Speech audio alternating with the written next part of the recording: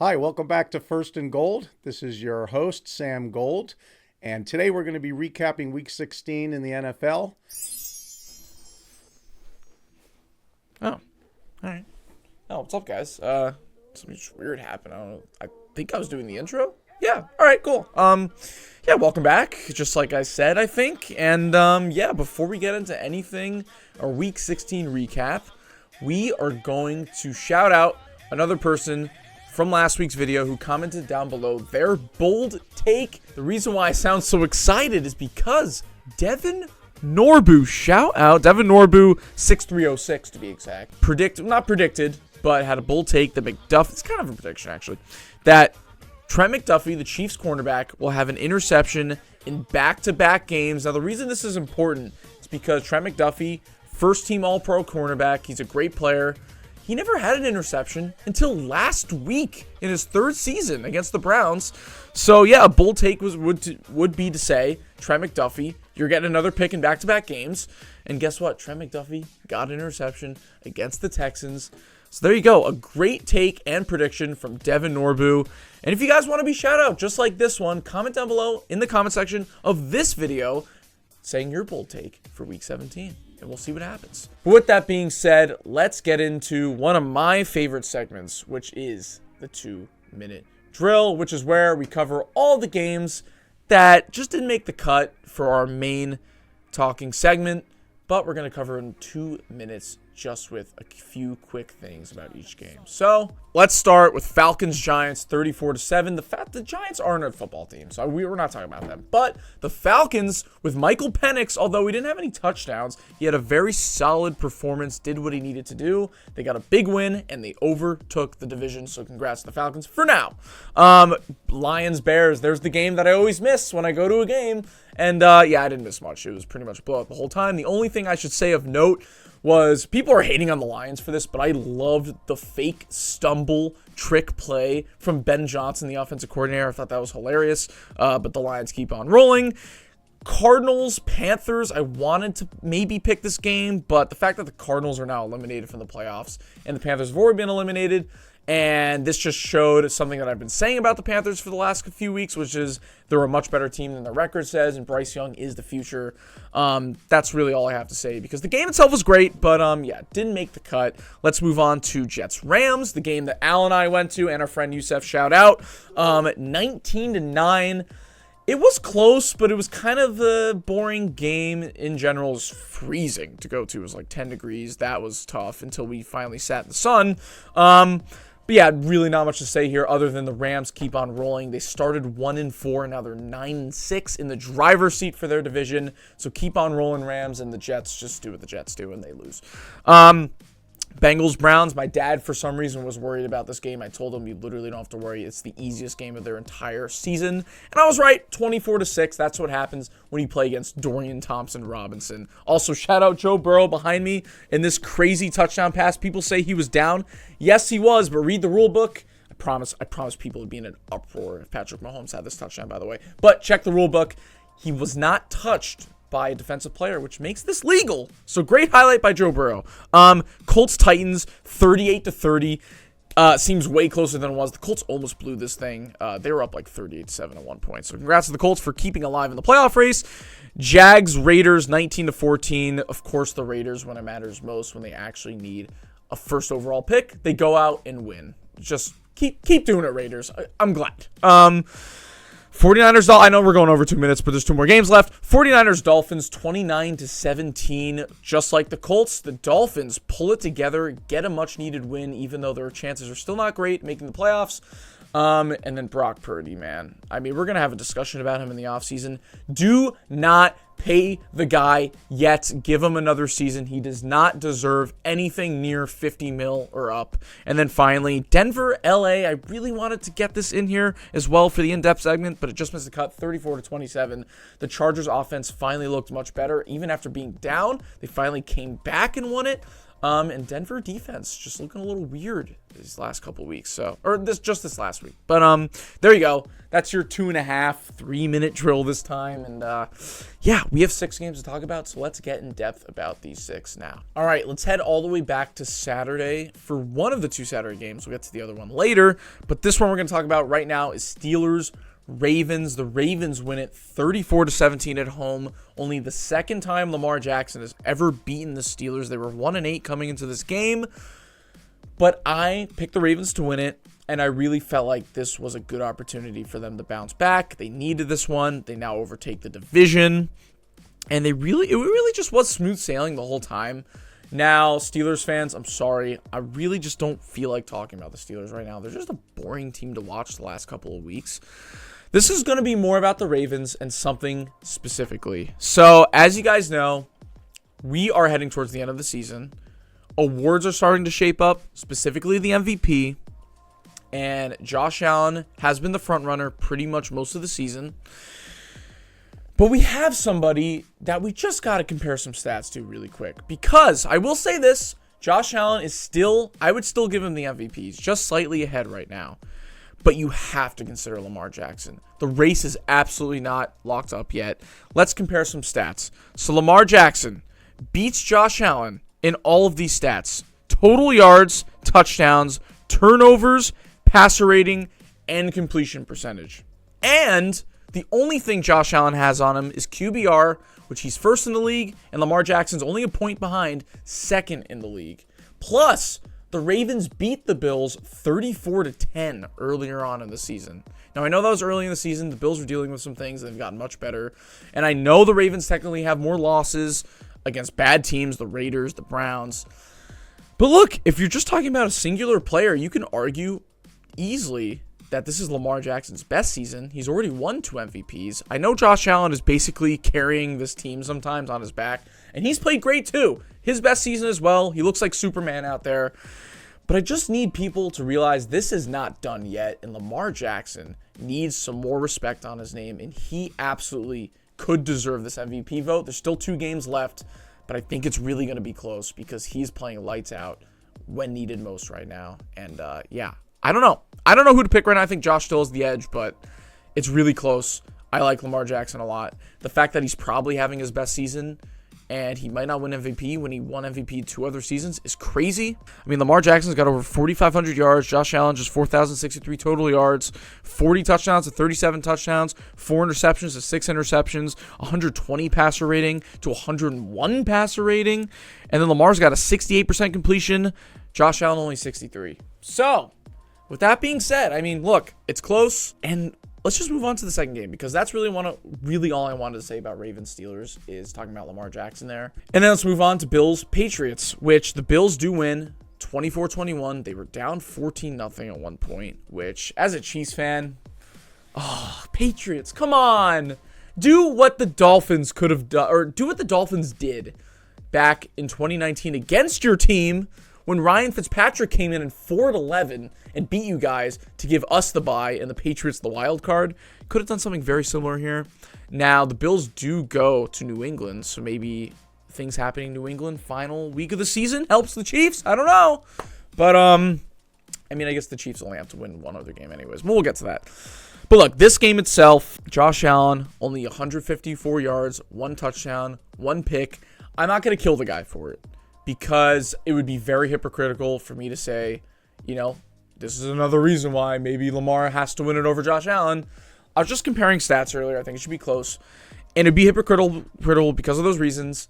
And the fact that Lamar's also had some bad games versus the Raiders, versus the Browns. Actually, they weren't even bad games, but just not great games against teams they should have killed.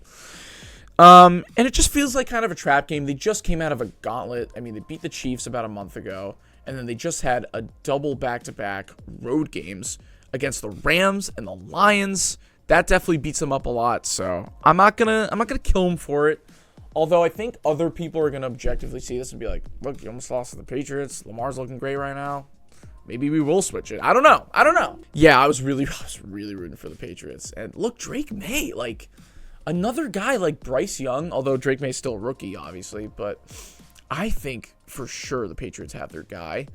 And the fact that they're playing this frisky and they have legitimately no talent, just nothing on offense, nothing, just speaks volumes of how the Patriots, maybe they're out of that dark era now and they're going to keep building. I felt like once the Bills had their momentum on their side, they were just going to pull away. And it was just going to become one of those games where, yeah, Josh Allen doesn't have to do much because the Bills are clearly still the better team than the Patriots and they're at home.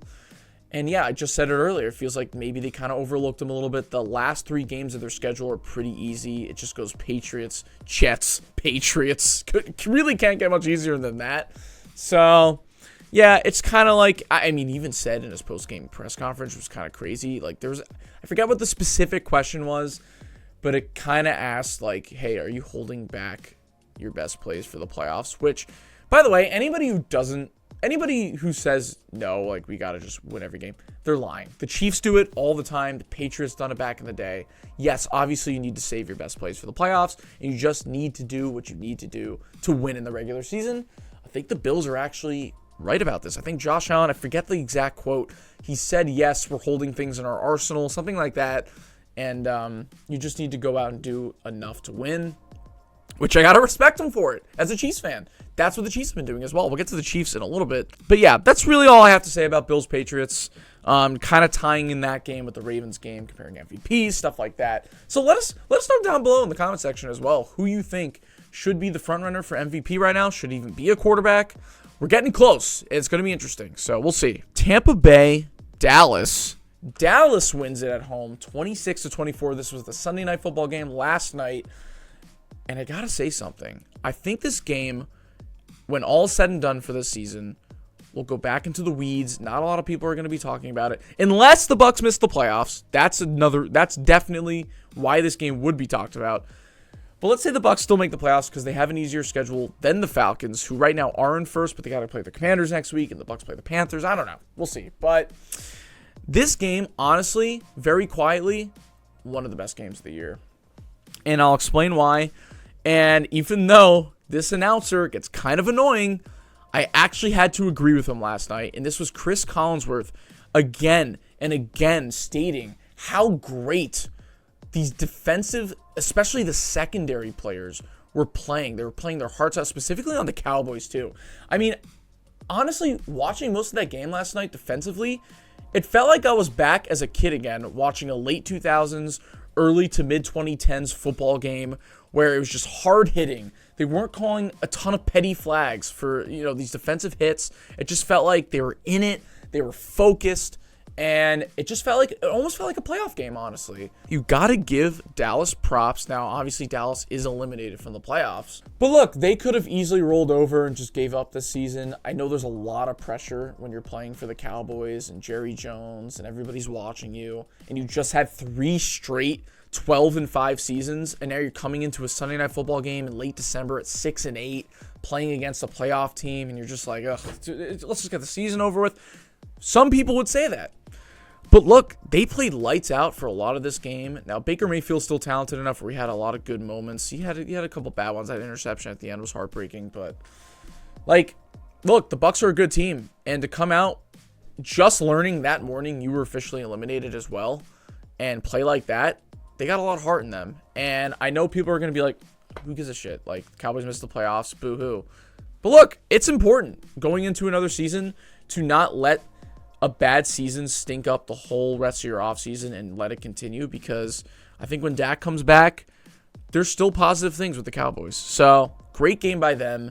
The Bucs just, oh man, they've suffered because they're such a good team, but they've suffered so many losses this year that just make it harder and harder for them to make the playoffs. And although I just stated earlier that they do technically have an easier schedule than the Falcons for these last 2 games, and it feels like if you're a betting man, they still have a better chance of making the playoffs, it's still just tough to watch these games where it's close, they're playing hard, but maybe Baker makes a mistake. Rashad White had that gut-wrenching fumble at the end as well. I forgot to mention that earlier. That's great play by Deron Bland, by the way. They're just making it super tough. I feel like they're going to go into the playoffs a little bit more beat up if they do make the playoffs. They probably have to play a team like the Vikings. So I'm just worried about this team. But, man, Baker Mayfield's a great leader. So if there's one guy I'm going to be confident in him, it's going to be him And you just got to hope he limits his turnovers because they're good. But, man, another tough one. They're 8-7 now, so we'll see what happens. All right, let's move on to game number 3 left on this list. Seahawks-Vikings. Who would have thought? Seahawks-Vikings, a one-score game in Seattle. Oh, wait, everybody would have thought that because it feels like that's all they do. And I'm good with it. It was fun to watch. I'm sure Al wasn't too happy with it because it's just a heart attack every week. But, listen, it's a heart attack every week, but you get to win. You get to win. You're 13-2. Al, how does it feel? Our two teams combined right now are 27-3 this year. Our first full season doing this together. Our favorite team's 27-3. That's kind of crazy when you think about it. And I've said this a lot lately. It's not a fraudulent 13-3 or 13-2. So, where do I even want to start? I think I'm gonna start with the Vikings defense because they're the guys that ended it technically at the end of the game with that turnover. And I thought to myself, like, it does feel like there are a lot of these situations this year where the Vikings play a close game. And last time, or a couple years ago, it would have been down to Kirk Cousins trying to make a play. And it's actually been the defense. And I look up the stats. I was like, it feels like they got a lot of turnovers, especially late in games. And the Vikings are second in defensive turnovers this year with 30. 30 turnovers. That's like 2 a game, only behind the Steelers. Got to give some respect on their name. And the fact that the Eagles now lost, which we'll get to in a second, if the Vikings win out, they're number 1 seed, which is crazy to think. And look, I just mentioned the Bucs. If they slip in there, they're going to have to play the Vikings, and that's going to be a tough game, but it's going to be a tough game for both opponents. For some reason, listen, they're not frauds. The Vikings are not frauds. But the second the playoff stamp is on that game, I'm so worried for them. I don't know what it is. So if they can get the 1 seed, that would be massive. And just Sam Darnold in this game too. He has the second most amount of 100+ passer rating games this season, I believe, with 12, only behind Lamar Jackson.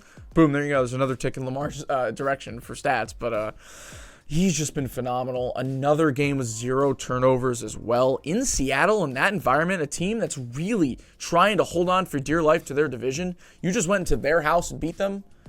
Justin Jefferson with that great touchdown catch at the end. I mean, Sam Darnold's not afraid to throw it. He's got his confidence fully back this season. It's phenomenal. And I believe he's only one of 3 or 4 quarterbacks that have won 13 or more games. I believe he's one of 3 that have won 13 or more games in his first season with a new team. Him, Steve McNair, and Peyton Manning. So that's a great class to be in. How impressive can it get? I mean, how much worse can it get for Jets fans, if we're being honest, just watching this season with everything? Sam Darnold, Aaron Rodgers. How much more proof do we need that the Jets are just quarterback ruiners? Seriously. The fact that Sam Darnold's balling out on a team that I thought was going to go 7-10 this year just speaks volumes. So, congrats to the Vikings. Kind of like with the Bucs, an absolute gut-wrenching loss for the Seahawks. And Geno Smith, man, I didn't check the stats on this. I am pretty sure, kind of like Baker Mayfield, he's got to be top 5 in interceptions. It feels like he just lobs one up once or twice a game, and you're just like, come on, Geno. Like, you literally have great moments. He had a great touchdown pass to Jackson Smith-Njigba, who, by the way, awesome player this year.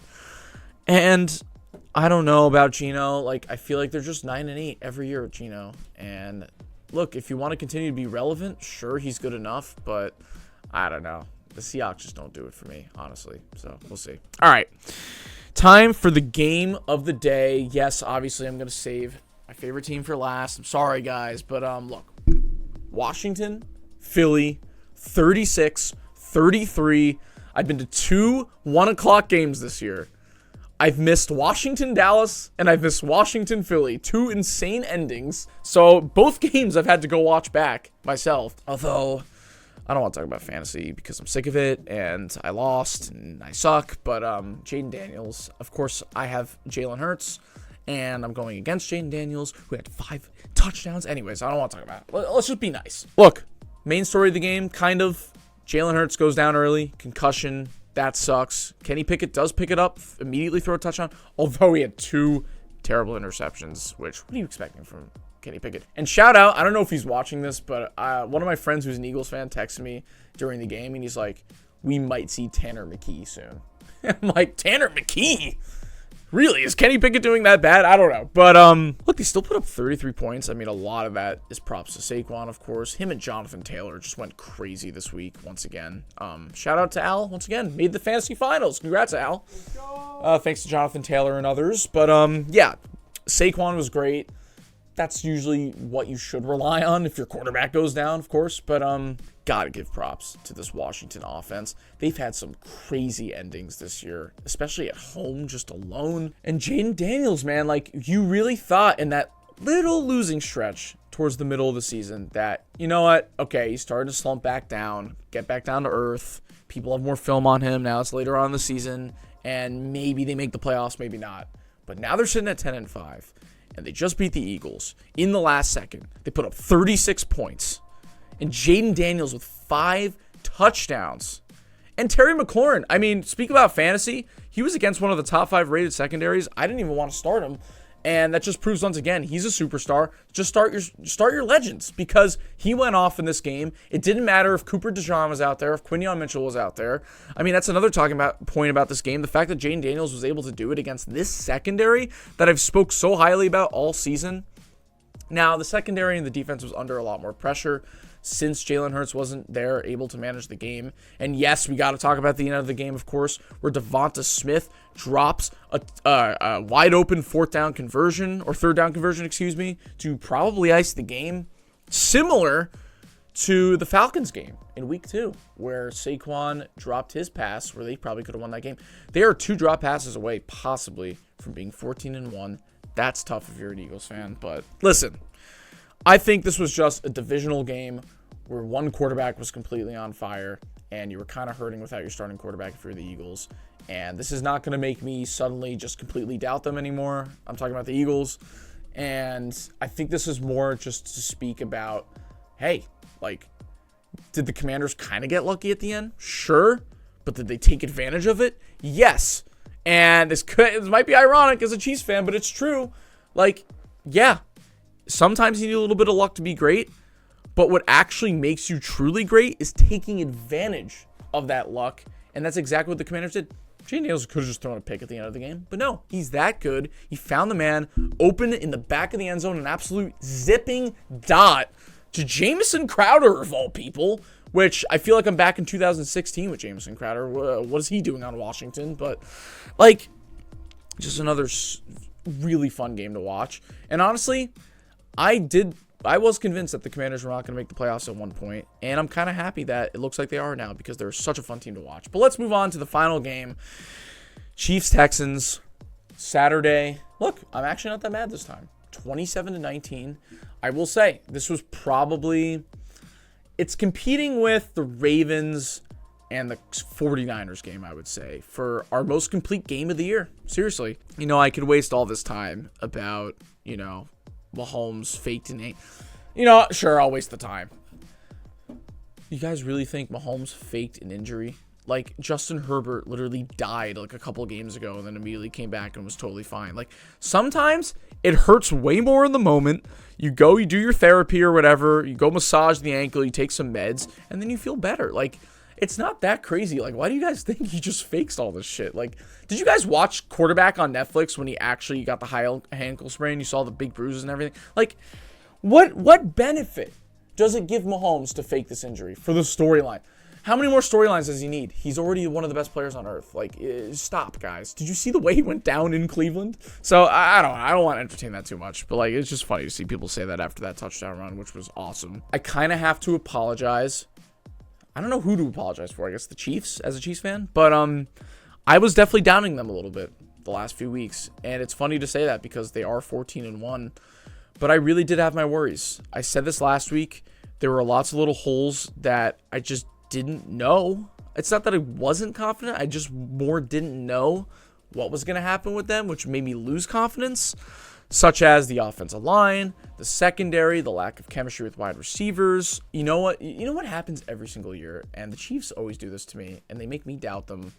And just like in this game, it feels like whenever it completely matters most, the Chiefs just go out there and play like a playoff football team. And that's exactly what they did. They buttoned it up. I mean, I thought last week was one of Andy Reid and Matt Nagy's worst coached games in terms of play calling and time management. This time around, amazing. Perfect. They ran the ball exactly when they needed to. They figured out early that Isaiah Pacheco was not working out in those short yarder situations. They gave it to Kareem Hunt. He was much better for the rest of the game. He even iced out the game at the end. And it just felt like we controlled this for the entirety of the game. And our offense was totally fine. Xavier Worthy's really blossoming into something great. DeAndre Hopkins had a couple nice catches. We had the debut of Marquise Brown, which he had, I think, about 4 or 5 catches. He looked very good. He had a big 4th down conversion early in the game. Travis Kelce, although he just looks completely slow and old, he still does his thing on 3rd down, converting when you need it the most.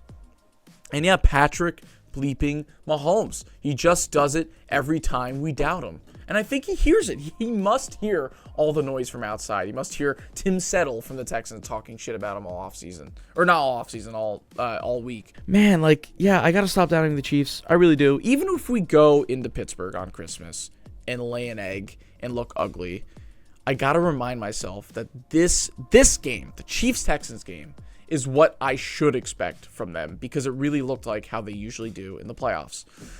So that being said, my only main worry still remains at left tackle because do they really want to keep Joe Thuney there the whole rest of the season? I don't know. I mean, DJ Humphries is going to come back for Christmas, so we'll see. But that's really it. We'll see. I liked watching this game. Any other remark about this game, I guess would say, I hope Tank Dell recovers well because, man, I mean, one of my favorite rookies to watch last year. I love the guy, and he's just been dealing with crazy shit the last couple of years, like just the season-ending broken leg injury from his own teammate last year. He gets shot in the offseason, comes back, recovers from that, has a decent season, and then has this knee what would you even call it? Like his whole kneecap just went sideways. And CJ Stroud was distraught on the sideline. It was just terrible. So I hope he's much better, soon. And that was just terrible to watch. But overall, what a fun week. We only got 2 weeks left. I hate it, but on the bright side, playoff football is coming quick, and it's going to be a lot of fun. So there's your episode. That was the Week 16 recap. Once again, don't forget to go to the comment section, comment down below your bold take. We'll take a look at it and shout you out next week, possibly. And that's it, yeah. So don't forget to follow us at First and Gold on Instagram and TikTok. I've been Sam Gold. We'll see you guys next video. Goodbye.